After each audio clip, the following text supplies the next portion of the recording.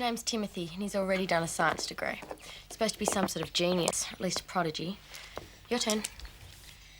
Oh, great. Another one. Another science freak. Another bore. I can't wait to meet him. I wonder what his project's on. Do they have ants on Pluto or something? Why can't the Right Foundation sponsor artists, actors, musicians? Because it sponsors science students, dummy. Hi, I'm Timothy Boldwood. I'm here on a Right Foundation scholarship. Maggie? This one's for you. Come in.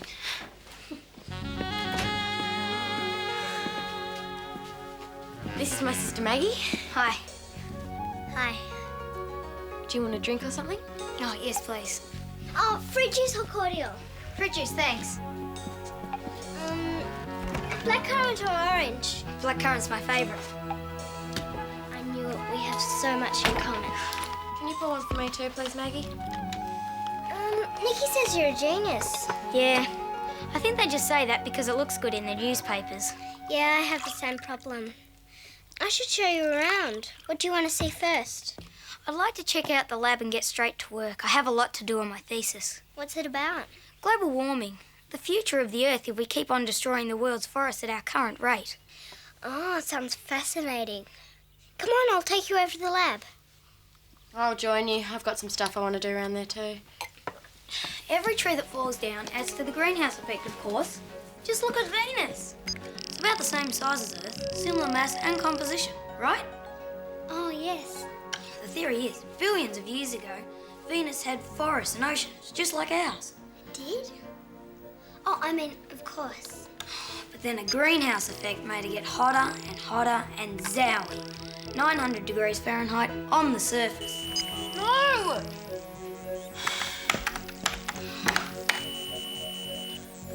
Try this.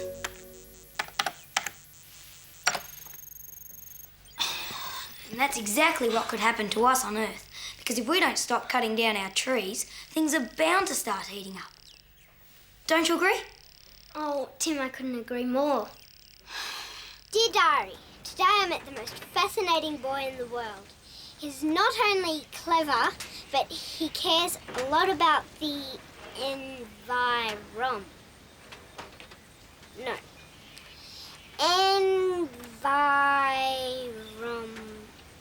No. Trees. You simply don't understand, Carver. Our laboratory facilities are perfectly adequate as they are. We don't need another outbuilding here. That well may be. But it is required under the new departmental regulations, so therefore one will be built. Now this is the spot, according to the survey. And I'm to arrange for construction to start immediately. But that would mean losing this whole chap. Look, Frank, the bottom line is cost effectiveness. Now, we have to build further out. It'll involve us in costs we simply can't justify. I'm sorry. The tree has got to go. It's okay, Maggie. We can fight. We? Don't you have to work on your thesis? Well, there's no sense in talking about saving trees if someone's cutting one down in your own backyard. You'd really do this for me? For you and for our planet. Come on, we've got to stop them. Think global, act local. That's my motto. I've got an idea, but it might seem kind of crazy. Excellent. The crazier the better. You ready? Uh-huh. Hold this, will you? Violin. I have to keep practicing every day or I'll lose my touch. Who knows how long this is going to take. Oh, you're a musician. I hope to be. Science is great, but it doesn't feed the soul. I've always said that.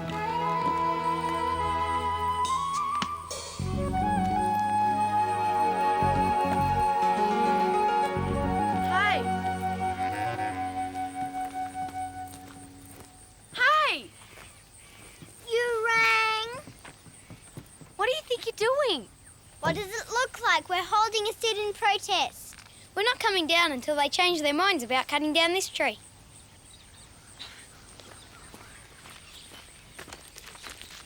Sweetheart, you can't be serious about staying there. Maggie, Tim, We can all talk about this reasonably when you're on the ground. We'd like you to come down. No way! We're not that silly. Then you'd stop us getting back up again. Tim, you are under my supervision as a Wright Foundation student, and I'm telling you to come down. I'm sorry, Mr. Giles, but we really can't. It's a matter of principle. You're here to work on a thesis, young man. And I am, sir. I have my laptop up here with me. But this is a practical demonstration of saving the environment. And a theory is empty without practice. Think global, act local, right, Tim? Absolutely. The more we argue, the more they will dig their heels in. Ignore them, and they will come down of their own accord. I hope you're right, Mrs. Colbert. The Minister takes a dim view of these sorts of interruptions. Well, I'm not exactly thrilled, Mr. Carver. It's my daughter up in that tree. That beautiful old tree means a lot to her. And it means a lot to me to clear the site and start construction on a schedule. Well, how long do you think it'll be before they lose interest? Knowing Maggie, she'll be bored witless by lunchtime. Ignore them and they'll come down of their own accord. I can just hear Mum saying it. Yeah, adults are so transparent, aren't they? The problem is we're not going to get our point across if no one pays any attention. It's all right. I'm one step ahead of them. Mum's mobile phone and the numbers to every Sydney newspaper and television station.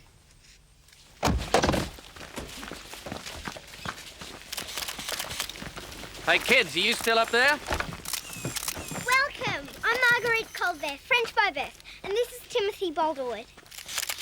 So, what's the story? Why is the government planning to chop down this tree? Who ordered the large Marguerite double cheese and a recycled, unbleached, environmentally sound pizza box? We did. Send it up. We're protesting against the terrible ravaging of our beautiful rainforests and the clearing of trees for farming and grazing, which degrades the soil. We're protesting against global warming and the greenhouse effect. But what difference will this one tree make? In a practical sense, none. This tree is symbolic of our fight. We can't go out and defend rainforests ourselves, but we can show the government that we care, that they should stop and think before attacking our environment. And on a personal level, this tree has priceless sentimental value to my good friend, Maggie. Maggie, would you like to elaborate on what this tree means to you? Of course. This is a very special tree. For many years, it's been my secret hideaway. And it doesn't matter what Mr. Giles or Mr. Carver or his rotten department say. We're going to stay here and fight till the bitter end. I've spoken to Tim's parents. They said nothing he did would surprise them anymore. I get the impression they don't quite know how to deal with the boy. I know exactly how they feel. I guess we're going to have to sit this one out. You're not going to let Maggie spend the night up there with Tim. Well, I can hardly drag her down. That is so unfair. If I spend more than 5 minutes alone with Mike, hit the panic button. There's a difference. It's not the point. Maggie gets away with everything and I'm the one who's treated like a child. Nice poster, Maggie. Tim and I made it. He's studying art and music as well as science. Just a little bit more to the left, thanks, Maggie. That's it. Don't forget to mention that I starred in the school production of The Lion, the Witch and the Wardrobe, and I'm thinking of going professional. Thanks. Beautiful shot. And now Tim's going to play a traditional protest song.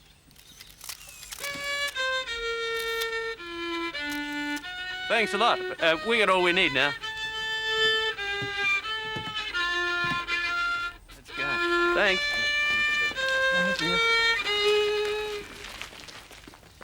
Why are they all leaving? Is that the way it's supposed to sound? Of course. Guess you can't be a genius at everything.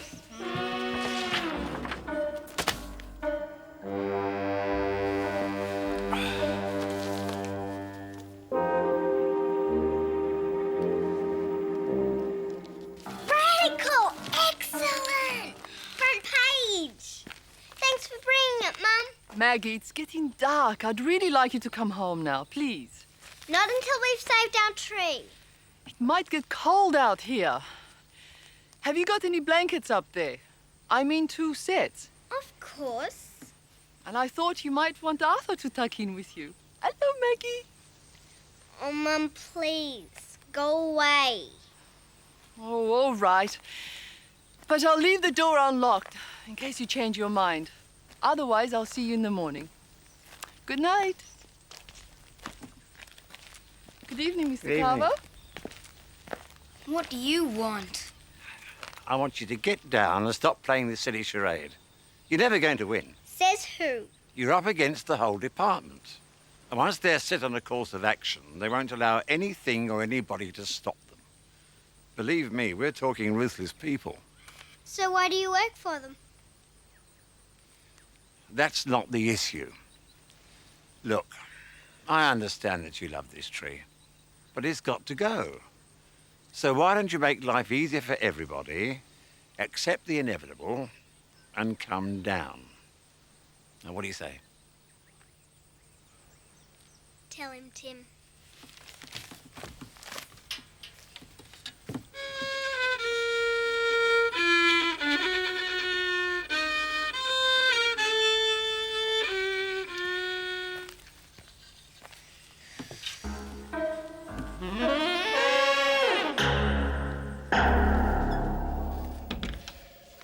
This whole tree affair is blown right out of proportion. And Mr. Carver was wondering if you might not be able to help him. How? She's your sister, isn't she? Not by choice. Well, your friend. I'm sure you could convince her to give it away. I'd be most grateful. And I assure you the minister would remember the favour next time the question of the Right Foundation's funding came up. You trying to bribe us, Mr. Carver? Well, not exactly. Shame, shame, shame. Look, I'm sorry. You're gonna have to do your own dirty work. We're out of here.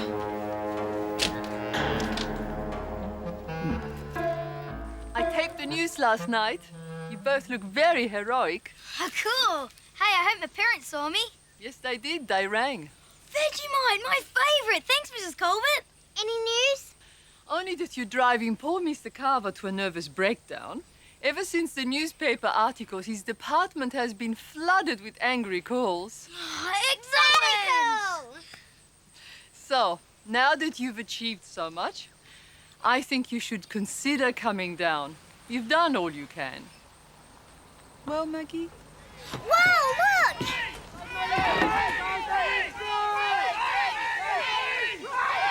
here because of us, Mum. Can you see them? Yes, I see them, Maggie. Well done. But will you please come down now? Sorry, Mum, but no can do. It isn't over until we get a guarantee that this tree will not be chopped down. And to get that guarantee, Tim and I are going to take this protest to even greater heights to ever greater heights. We are. That's right, Tim.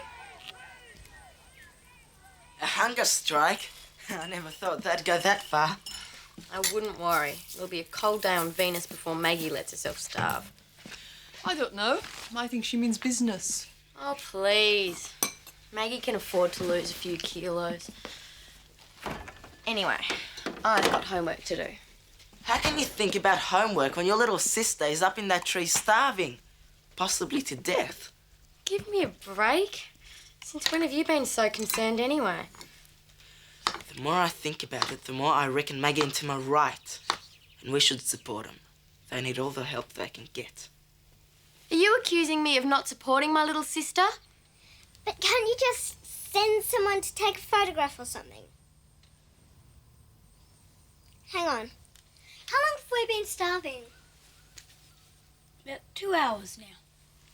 2 hours, but we're getting pretty skinny. All right. Bye. What'd they say? The same as the television people. Ring us back in a couple of weeks when we've nearly died of starvation. Yeah, that's a problem with hunger strikes. People aren't interested until someone looks like checking out. Hey, What are you doing here? I'm joining you. I'll show that Mike Masters about support. But you can't do that. Why not? Because this is a private protest. Maggie, you've called the newspapers, you've been on the news, you've alerted everyone in a 100-mile radius of here. How private can it be? She's got a point, Maggie. Anyway, if you want to save this tree, the more people up here, the better. She's got another point. Okay. Hey, everybody. Room for one more? How does Feature here? Great minds think alike. Another friend of the planet. This is great. Yeah, great. I'm telling you that your son has taken up residence in a tree. Mm-hmm. Is that where he is? You know, I think the name Vespucci suits her. It was, my idea, you know. Well, aren't you worried about him? No.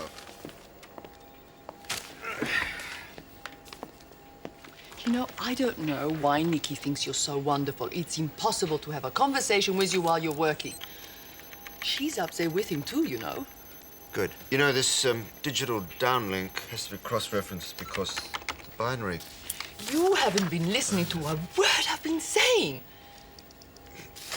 Mike's up a tree, Nikki's with him, and Vespucci's out there. Now, I was wondering, could Mike eat at your place while I'm up on the shuttle? You're unbelievable. He's welcome any time. Thanks, I appreciate that. Oh, Mum, you can't. It's embarrassing. Listen, my girl. I was in the Green Movement back in Paris before you were even born. I fought tooth and nail against Vietnam, so don't tell me that I can't demonstrate. Besides, I go with my families, and my family is here. All that publicity. The whole department's in an uproar. The head can't even leave by the front door because of all the protesters. He has to sneak out the back. And do you know what they're saying? They're saying it's my fault. Well, it's certainly not mine. I never wanted the new building in the first place. I helped build that tree house for Tony Master's son. Don't you understand, Frank? It's my career on the line. You've got to do something. You're right. There's something I should have done from the very beginning. Well, move over, move over. You too, Frank. Well, don't you think that I feel like protesting too sometimes? Always the one caught in the middle in these arguments? Always the one listening to other people's opinions? Well, today I'm saying what I think. And I think the tree should stay where it is. Good on you, Mr. Giles. Now you're one of us. Would you like to hear our protest song? Yes, why not? Yes, Minister, I understand that the publicity has been bad. But, sir, you can't hold me responsible. I was only following orders, sir. If it had been up to me, I'd never have made the idiotic decision to cut the thing down at all. Sir, I don't think that kind of language is called for. No more excuses, come on. Well, if that's the way you feel, sir, you leave me with only one course of action. I know what'll happen, of course. They'll all deny responsibility and I'll be saddled with the blame. Well, as far as I'm concerned, that's the last straw. Won't this cost you your job? Probably. But I never really wanted to work there. But everyone said there was no security in being a musician. You wanted to be a musician? Yes. Violin, strangely enough. I wonder if I might, Sure. It's been a while. I might be a little rusty.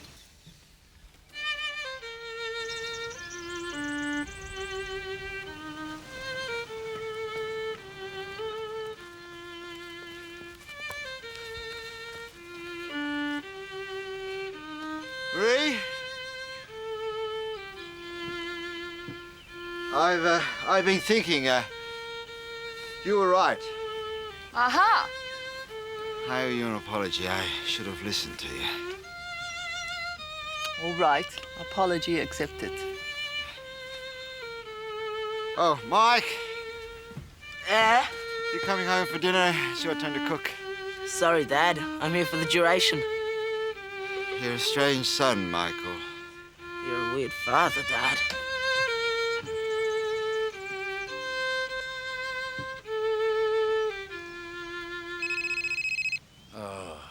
What now? Hello? Yep. That was the minister. It seems he decided that any more publicity might upset the conservationists, and he can't afford that. Not with an election coming up. Plus, his wife is threatening him with all kinds of torture if he touches the hair on this tree's head. What's he gonna do? Well, I guess he'll say it was a mistake and rescind the order. What's that mean? It means that no one will dare touch this tree again. You've won! Mr. Carver, we've won. Hey! Well done, Maggie. I guess it's back to the lab and my thesis. I'll help you, Tim. After all, we do work well together. And I've always admired science. Hang on.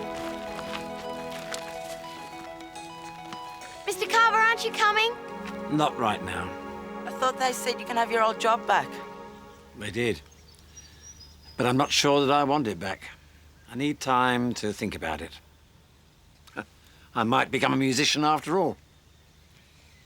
It's so peaceful up here. Come on, let's go home. Oh, I forgot my violin. Should I go back and get it? No.